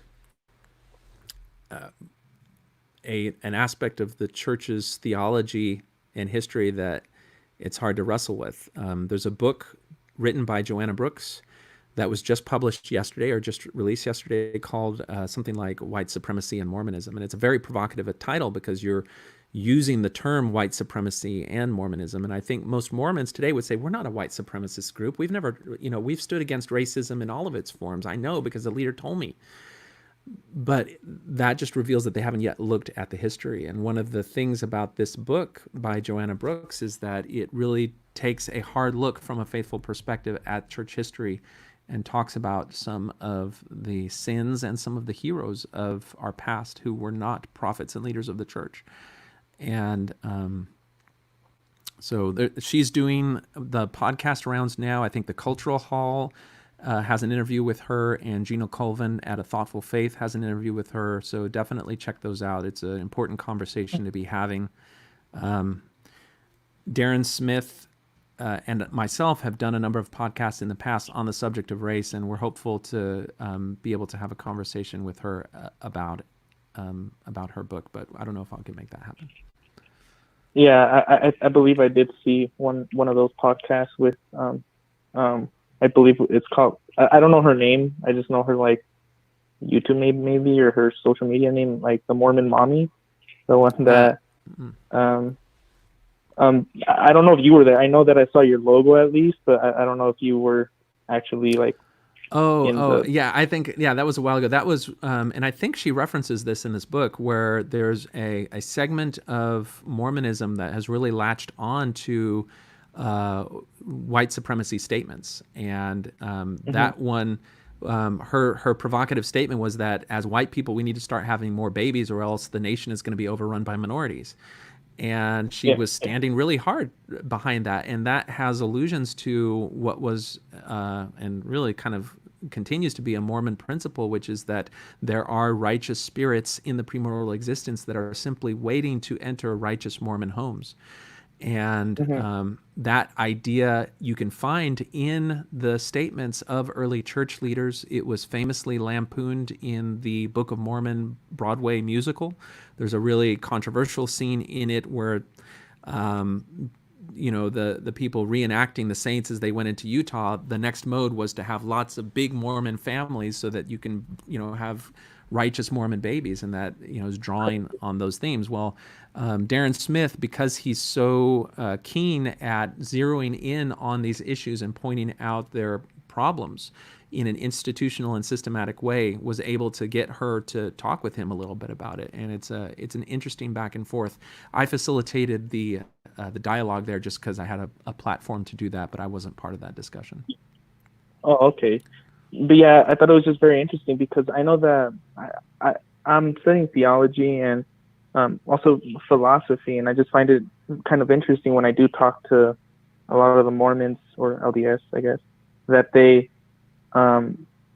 when I talk about the race issue, they go, "Oh, no, it's not a curse. It was a mark," and as if like it changes everything. And they explain to me that the curse just means that the separation between God and the Lamanites, and the mark is just to distinguish, as if God needs to color code people because he doesn't understand that, like, who was righteous and who wasn't. And I always find it interesting too, because when they talk about this issue, they believe like, oh, it was black people, but then I kind of like push on that, because it's like, well, there was no, like, the Americas wasn't hot enough to like have black people. Like, it was brown people, if you believe it was the Native Americans, because I know that they believe it was the Native Americans. Yeah. And then I don't know how like black got into the whole like aspect behind this, because I know that they also say that Cain was the curse of the black skin, or I believe, I don't know, or Ham or something like that. Yeah, you're alluding to an important distinction to make when you're talking about the issue of race with Mormons, and that is that the thing that many people are vocally critical of are those verses in the Book of Mormon that talk about their skin becoming as flint, or curse, and the coloring of their skin. And then God, in those statements, goes on to say so that you won't intermingle, so that there's no marriage and passing on of the curse. And but as you point out, that's in reference to these Lamanites that are supposedly descendants of Jewish people that came over through Lehi and his family, but that's different from the curse of Cain and Ham. Ham is the one who brought that curse through Noah and the flood, that then restricted people of African descent from holding the priesthood, which is a theological point made in the Book of Abraham. And so I think the reason that people are critical of the Book of Mormon in the discussion about black people in America is because the Book of Mormon just provided a type and a model and an example of the normalization of God cursing and condemning a race of people, and doing so by discoloration of their skin. And this is one of those things that reflects that it was a 19th century piece of religious fiction, because specifically coloring of the skin is simply reflecting how the wider post-colonial American world viewed the curse, the biblical curse, in Joseph Smith's area when the Book of Mormon was created. And so it would seem very natural that there was a cursing and a discoloring of the skin, because you already have the precedent of God cursing Cain and the discoloring of their skin. And there have been people trying to reconcile and rectify the Bible and the notion of the curse, pointing out that it wasn't just the skin color. The curse was not the skin color. The skin color was just to make sure that people didn't kill Cain. And so it was actually a good thing. And all those signals are jumbled and messed up, and you're going to find people who interpret it and espouse it one way or the other. Just look for how people are using these messages at a snapshot in time. If you have a man claiming to be the mouthpiece of God, repeating these scriptural stories, giving validity to an interpretation at that time, which is inherently racist and simply reflects the mindset of the prevalent world at the time, he's just telling you that he doesn't actually speak for God, that he's conflating his own prejudices, his own opinions, his own minds with the Word of God in a way to give them more force, power, and effect. And when you mix this with someone who then says that they're the only person who gets to speak for God and have God's authority, then it just centralizes power and control in his person. And so you can see that for what it is. Yeah, and I also want to ask you, you don't have to like answer, but I know that you probably get this a lot from like Mormon people or just people that are theists that don't like your platform or what you talk about, when they say, well, if you already made up your mind, then why do you continue to try to go out and like talk down on the church? If you already made up your mind, if you already don't believe, then why go out and make these kind of videos or statements? What would your response be to those people? I don't know. I mean, for me, it's kind of like I lived 30, almost 40 years of my life completely having surrendered my mind and conscience to this framework that I feel like it deprived me of a great deal of the maturation and development that I could have had. And I find a lot of personal satisfaction, personal gratification in being able to, now that I've had more exercise and experience of expressing my opinion in a way that's reliant on me personally rather than on a religious authority. I think being able to do that and affect other people in a positive way, helping people, I get feedback of people who tell me that things that I've discussed or guests that I've had or conversations that we've had have helped them sort through things and look at things from a different perspective and empower them to make up their own mind and to go on their own journey.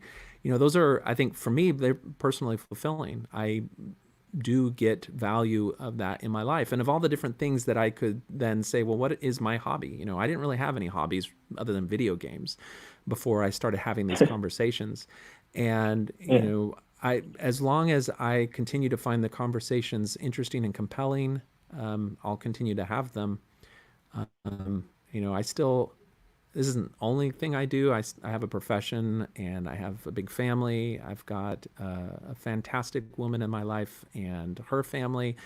And so I still am able to enjoy, things outside of these conversations, but I still find the conversations to be helpful for me personally. And one of the things that I try to avoid is, I'm still developing ways of looking at the world by exploring how people think and conversations that are had. And so I don't approach these things as I know the right way to be, and I'm going to put my right way out there. I think there's still many opportunities for me personally to learn from these conversations. And the church keeps messing up and doing stupid stuff. And so, if nobody else is going to talk about it, I want to talk about it. No, yeah, and I just want to thank you on that, because I am one of those many people that do appreciate your work, because I don't know too much about Mormonism or anything like that. So when I hear your videos and watch what you have researched and put out there, really does help. So take that for whatever it's worth, I guess. And I guess just one more question. So I don't take up too much of your time. I know that Mormons believe that in the highest kingdom, the celestial kingdom, you could become a god. And from one of those higher laws is that you can marry more than one wife. And I'm just curious because how does that work mathematically? Because if you are in the celestial kingdom, the only way you can go there is if you are married. And no single woman could go there, or male, because they never got married in the temple. So will men be marrying other people's spouses? Like, how does that work? Or if there's no single women, or will God create just kind of other women for them to marry? Or how does that work mathematically? Yeah, I think people, I know when I was a believing member, it's like, well, more men apostatize than women because women are inherently more spiritual. And so that means that when we get to the other side, there's going to be a whole lot more righteous women than there will be righteous men. I'm a righteous man. And so I'll be able to pick, which of the righteous women I want to be sealed to me, and I'll have multiple crowns or whatever. That wasn't like something I was resting my laurels on or thought about a lot, but Yeah. knew that reality, and that some people thought that, and it's one of those things where it makes sense with how the church goes about things and how people go about things. So I think that's probably how people would normalize that in their own minds. Okay, yeah. I mean, that makes sense. I mean, knowing enough about a subject to think that you're right, but not enough about it to know that you're wrong. So, I mean, that makes sense with you. So, all right, cool, interesting. I was just very curious about that because I've always wondered, like, could men only become gods, or like, could women also become like gods and create their own worlds or whatever? Or is it just the men that there's still a world of Mormonism, theologically speaking, that Mormons are blind to, and that is, what are the theological implications of the second anointing? So when Mormons go to the temple for their first endowment, they are anointed to become kings and queens and gods and goddesses and priests and priestesses. But the second anointing is a ceremony that is kept very confidential, very secret. It's by invitation only. It has to be already married spouses, or already married couples who've shown a lifetime of service and devotion to the church and who are above reproach.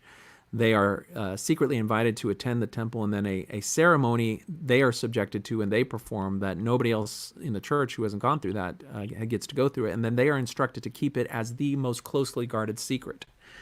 And there they are actually anointed as priests and priestesses, as kings and queens. And some people have speculated that women have already had the priesthood, and they receive the priesthood in that second anointing. We don't know if that's true or not because we haven't had any church statements on it. There's also the lingering question of, have the blacks actually received the priesthood? Because if you think about it, if that is where you formally become a priest and priestess, king and queen to the God Most High, or however it's articulated, we don't really know how it's articulated, well, then that means that if a black person has not actually received that ordinance, whereas we know multiple white people have, then we don't actually know for sure that blacks have received the fullness of the priesthood if they have never actually received the highest ordinance. And to my knowledge, there is no record or account anywhere of somebody who is not white getting the second anointing. So because it's kept so secret, the church isn't even able to clear its name or to clear up that particular question. But if we take what we do understand about Mormon theology and the idea that that second anointing is something that eventually we'll all go through if we're faithful enough in the life after this, then that is one of the steps on the way towards godhood. And godhood can only be achieved as a couple. And part of the purposes of godhood is to have spiritual progeny. And that is where, when you start getting into what is spiritual progeny? How did God have spiritual progeny? What does that actually mean? That is where things get really confusing when you go and look at statements made by Joseph Smith near the end of his life. If you look at the Sermon on the Grove and the King Follett Discourse, you have some of his last theological statements, and it includes concepts that there were God the Father himself was once a man, and there were multiple gods before him. Yeah. We are all co-eternal with him. Like It's a little bit different from Adam God, but the idea that we're all co-eternal with God himself. We were all intelligences before we were given spirit bodies, and there was just some intelligences that were before others, and so it opens up a whole metaphysical world of what the human God creature actually is, where it originates from, that you don't really see spoken about in Mormonism today. It's kind of like the lesser talked about sermons of Mormonism. I've had some people. Is it taboo? Is there just not enough like resources? Well, I think. That?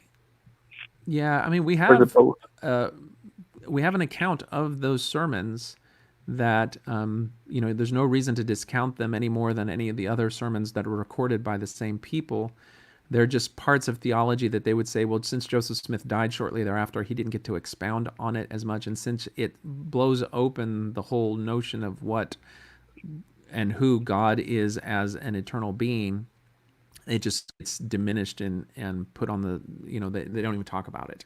Now, that being said, I believe there's a book called Tabernacles of Clay by Taylor Petrie, who is the editor of Dialogue, that addresses the issue of gender in Mormonism. And I've had some people summarize some of the points, but I think some of it does go back to the idea that when we were intelligences, there was nothing inherently gendered about us. And so it opens up area for discussion on the subject of gender that that may be surprising to some people, but it would draw then from statements by Joseph Smith himself. So check that out. It's one of the things I want to put on my reading list as well. It's called the Tabernacles of Clay, you said? Yeah. Oh, okay. Yeah, interesting. Yeah, because I always wondered that, because like if you do become a god and you have children, like are those children just like they skip everything? Like they don't have to have a body like us. They don't have to be like, are they just born in royalty and they kind of got lucky because they don't have to go what we went through kind of They thing? never had like, to go are they through the just, like, test. Yeah. I don't know. like, I think you 'cause, could. I mean, it's everything. Yeah, you could adventure a guess that those spirits would then have the opportunity to find a mortal probation on another world, because the cycle of men maturing in their growth through a mortal probation was said to be something that God the Father went through, Christ would have gone through, and so it would be necessary for any other spirit individual to go through. But and it's like forever. Oh, sorry. Continue. No, go ahead. Yeah, because sorry, it's just because now I'm like, you got me on a roll now, and I don't want to take up too much time, but like, it's just like, the question of morality with all these things, like forever, like it's very hard for me to realize that if forever is moral, because I want to tread very carefully here, but like people that are in hell, I know that Mormonism doesn't really have a hell. They have like a celestial, whatever kingdoms. But like, if for example, like me, if I were to go and if I were to deny him and say, no, I don't agree with your morals, God, or whatever, I know that obviously I wouldn't go to the second kingdom because I denied him, even though I saw him. I just deny not his existence, but I just deny his morals. I would probably be put down to the lower kingdom. I find it forever. So I find it very immoral that I will be, just because I didn't agree with his views of morality, that I will be assigned rapists and killers like Stalin or Hitler just because I didn't agree with his morals. And then I will be there forever. There's no retribution. There's no way for me to come back. I'm there forever. And it's just very weird, that idea of kind of like this dictatorship of like superpower. Yeah, there's I forget which section of the Doctrine and Covenants it is, but there is a section of the Doctrine and Covenants, a viewer could probably add it in the comments, where God is giving a revelation to Joseph Smith and talking about everlasting torment or everlasting punishment. And he says essentially that when I say that you're going to get everlasting punishment, that doesn't mean that your punishment is everlasting and will never end. It means that your punishment comes from me, who is everlasting. And so you'll be punished for a while and then you'll be saved. And, it's only a temporary punishment. But I have to use the word and the term everlasting punishment really to inspire fear in people so they do the right thing. And so I think people who read that revelation and be like, wow, God is a tricksy God, but it would then reconcile the concept that you have, and it gives people the notion that Joseph Smith taught a doctrine of eternal progression and eternal rounds, where people are given chances and then they can redeem themselves, and that is true both on the earth and in the life after this. And it's just one of those things where we again have contradictory statements. You'll have things in the Book of Mormon that say this life is the time for men to prepare to meet God, and no work can be done after this mortal probation. And then you'll have statements like that, where clearly there's some work that's being done after that. And it's just, for me, I look back on the history of the church and statements and contradictions like this, and I just see that Joseph Smith was an opportunist, and he could say whatever he needed to say to answer any question at any given point in time, even if it contradicted other points, because he could always claim that he was giving new revelation or expounding. And when you combine that with the idea that we get line upon line, precept upon precept, well, then it just makes sense that we would get new information that may seem to contradict old information, but what it really does is just broaden our understanding. And Mormons aren't the only people that do that. The Jehovah's Witnesses do that as well. They call it greater light or something like that. It's just one of the methods of writing more stuff on the side of the barn. If you recall in Animal Farm, how that was the way the people in power changed the rules as they went along.